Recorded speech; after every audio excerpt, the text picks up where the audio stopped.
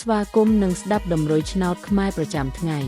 ដើម្បីជាកម្លាំងចិត្តសូមពុកម៉ែបងប្អូនចុច like និងសញ្ញាជាម្នាក់មួយផងដើម្បីទទួលបានដំរុយថ្មីប្រចាំថ្ងៃ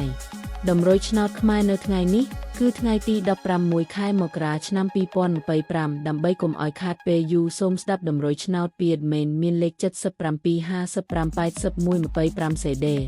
សម្រាប់លេខ OZ admin មាន2គ្រាប់គឺ OZ ខ្ទង់80និង40សម្រាប់3លេខគឺ admin មាន2គ្រាប់ផងដែរគឺមានលេខ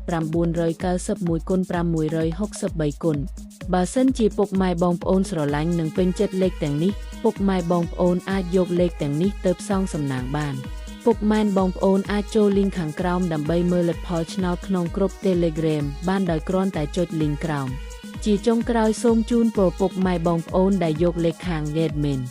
ទៅផ្សងសំណាងហេងយើងទាំងអស់គ្នាជូនពរពុកម៉ែបងប្អូនជួបតែសំណាងល្អនិងសុខភាពល្អសូមជម្រាបលាជួបគ្នានៅថ្ងៃស្អែកបន្តទៀ